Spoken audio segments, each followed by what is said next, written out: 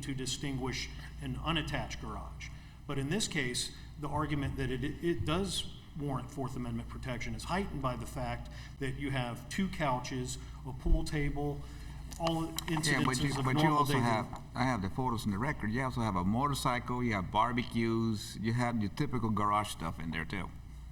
I mean, so And a coffee table, and you have people lounging around just as if it was a living room or a den.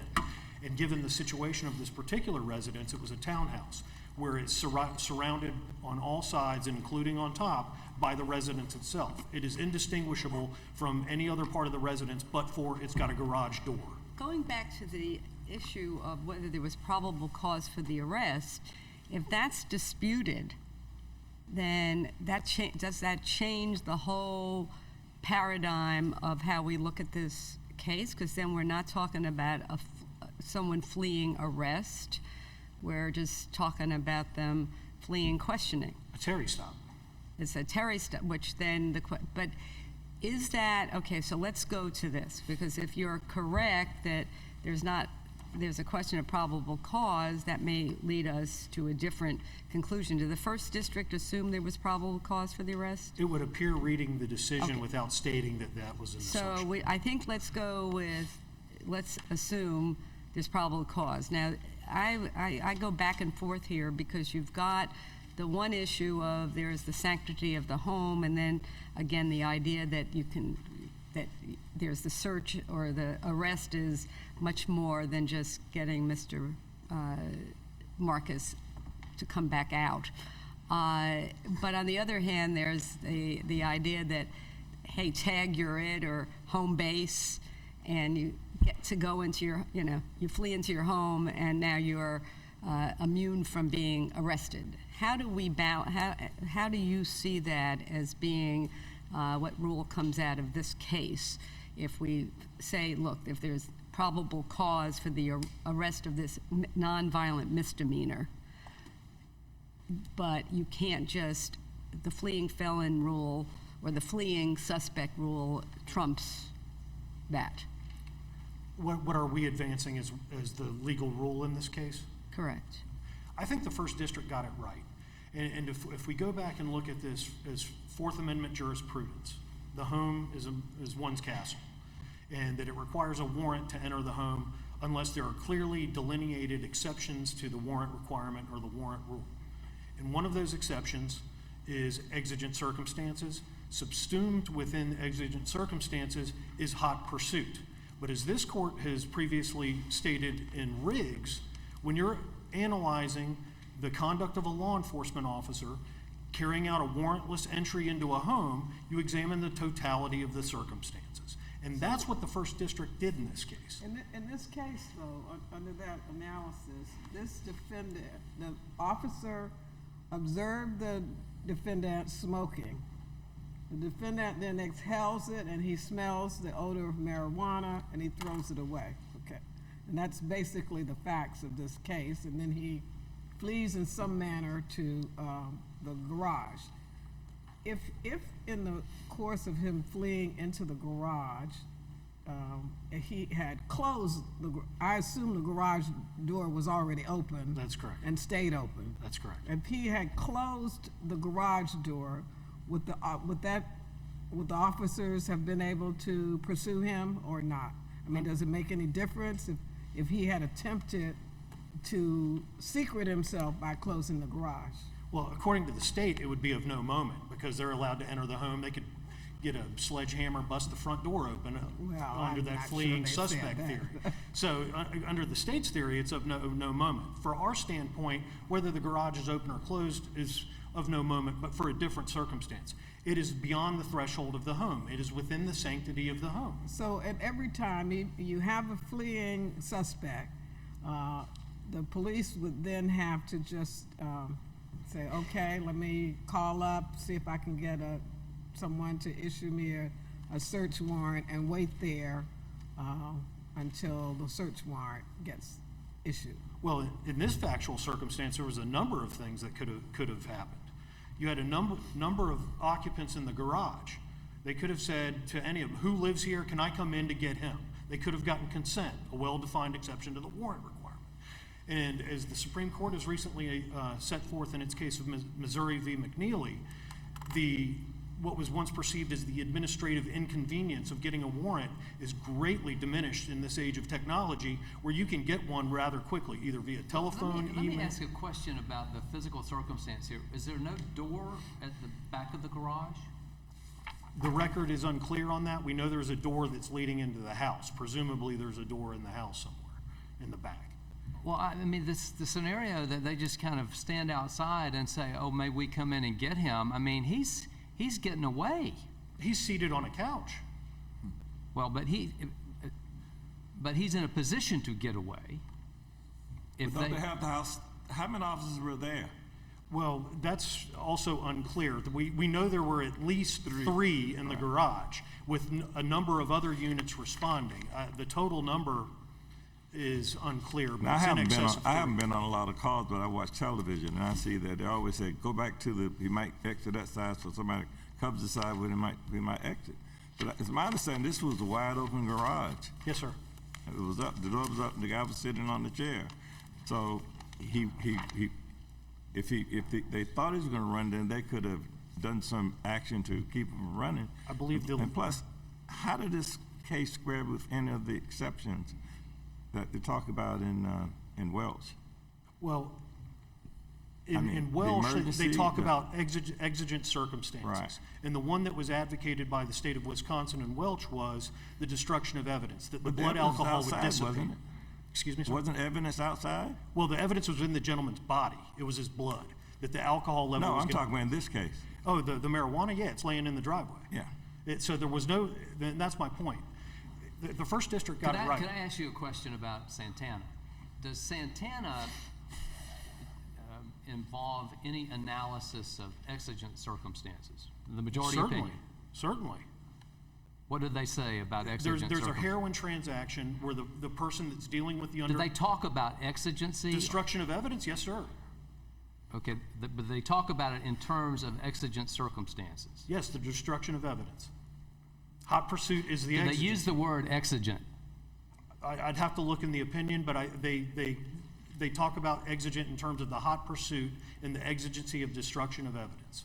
Well, but isn't the ultimate holding in that case that a suspect may not defeat an arrest which has been set in motion in a public place by the expedient of escaping to a private place?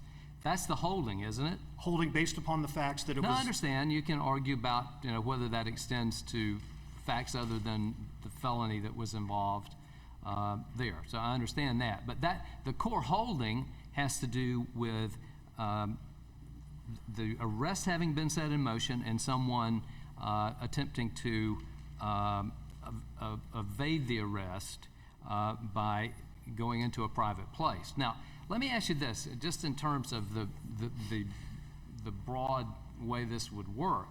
Isn't it somewhat problematic for the police to be in a situation where they have the authority to lawfully detain someone, to arrest someone, and then just have to stop when if the rule is that a person fleeing, at least in some circumstances, if it's a misdemeanor, as it is here, if the first district is correct, that fleeing in those circumstances, all the person has to do to enhance the ability to evade prosecution and to get away from the police is to get into a private place.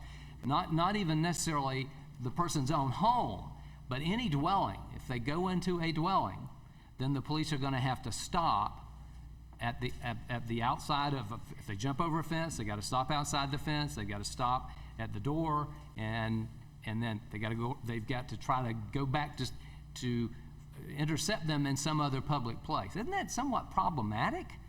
When the police have the authority to stop someone, and if the first DCA opinion prevails, then the rule is going to be, at least some of the time, you can run, and if you can get into a dwelling place, the police cannot follow you in there to effectuate the arrest.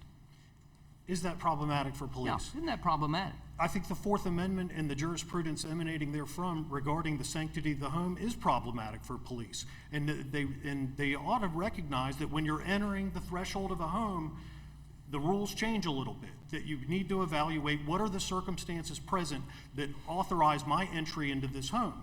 Going back to Justice Quince's question, what is the correct rule of law? It's the totality of the circumstances. If they're just merely in giving the incantation, I'm in hot pursuit, without any analysis of what the attendant circumstances are, that's insufficient under Fourth Amendment jurisprudence that authorize the entry to the home. But you Well, that's agree exactly that what our- your opposition has said, is that the hot pursuit, you need not worry about what is the basis for the hot pursuit.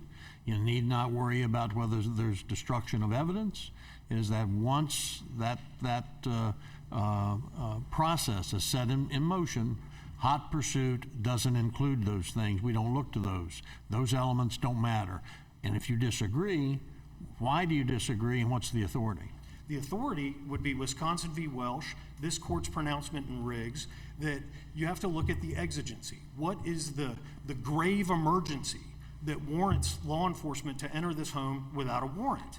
Is there a danger to the public, property, police? Or is somebody in harm's way? Is there evidence that is likely to be destroyed that would prevent the apprehension and prosecution of this crime?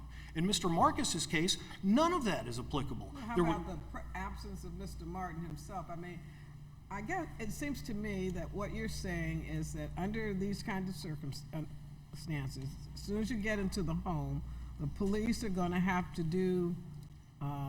get the warrant.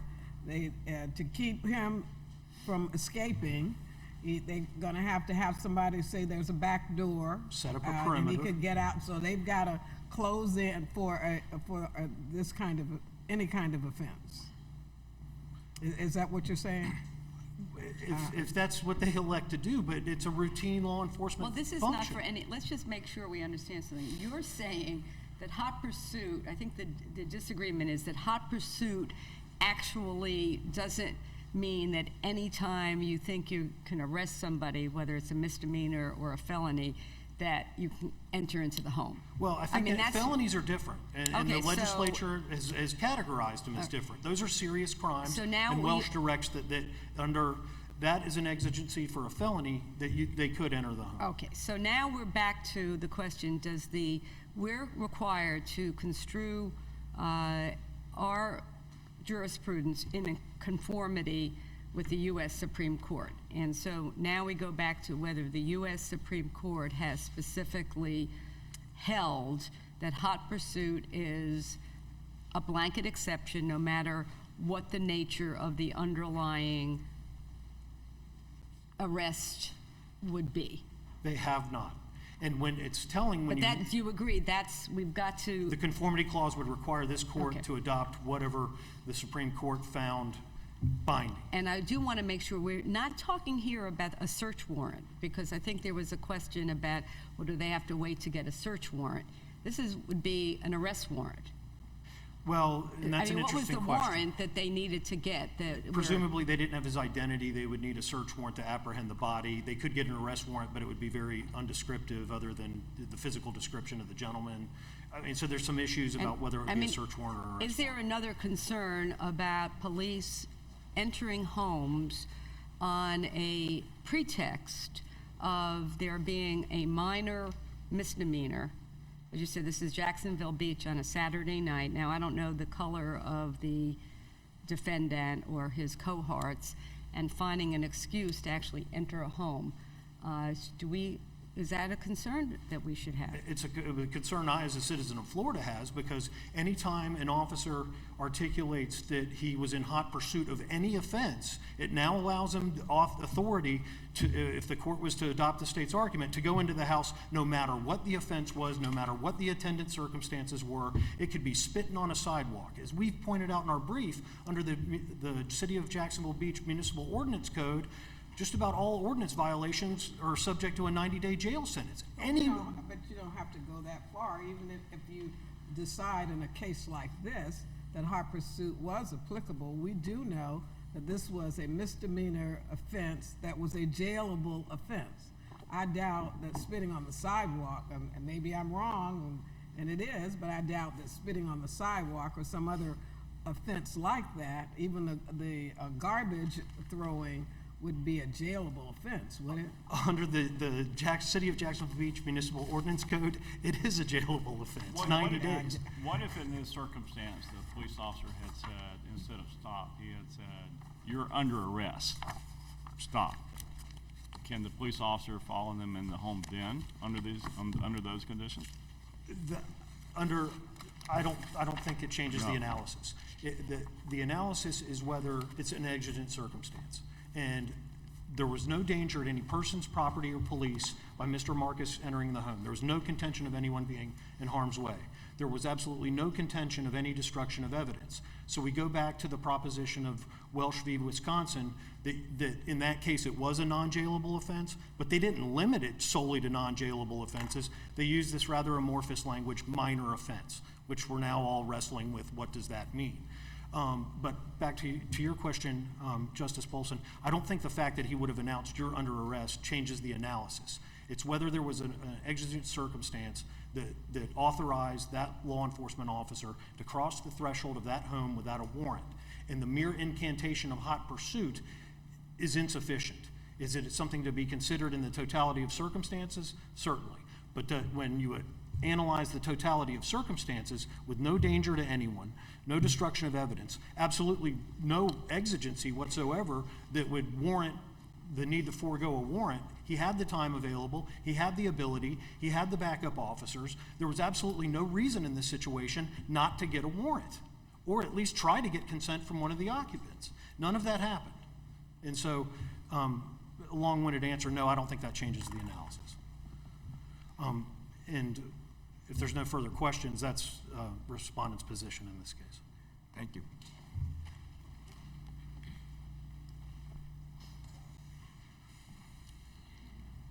May it please the court. Justice Quince, I think you hit the nail on the head with just really the distinguishing factors here of jailable versus non-jailable, and that's why Welsh does not apply, because Welsh was talking about a non-jailable offense when they said we're not going to reach the issue about minor offenses. So clearly minor offenses under Welsh was a non-jailable civil infraction. And Justice Kennedy, you hit the nail on the head with the policy argument here. We can't have criminals trying to run into random houses to get the home base safe exception. So are you suggesting we just forget about the Fourth Amendment as it relates? I mean, it has no meaning at all if the gravity of the evil they're trying to stop has to have some implication in entering the house if under the totality of the circumstances. I mean, there was not, I mean, I don't see it fitting under any of the exceptions under Welsh. We know that you can go into the house when there are exigent circumstances. Yes, we know that. But And so- but where's the indigent circumstances here? Here, the exigency through Santana is when the arrest has begun in a public place. When we have a valid arrest, which has been set. But now Santana dealt with felonies, right? Clearly, Yes. felonies that would be an exception. Absolutely. But how does your position square with the Supreme Court saying that warrantless searches, entrances for misdemeanors should be rare? I mean, this would be an everyday thing, would it not? No, not necessarily. I think this actually is one of those extremely rare situations where somebody is able to beat the police to their home before law enforcement can finish making their arrest. But he's right there in the officer's plain sight. He's not moving. Now, how does this, I mean, the totality of the circumstances has to mean something, or else this is a nullity. It absolutely does, and part of those circumstances, though, is that you cannot thwart an arrest which has begun in public by simply escaping to your home.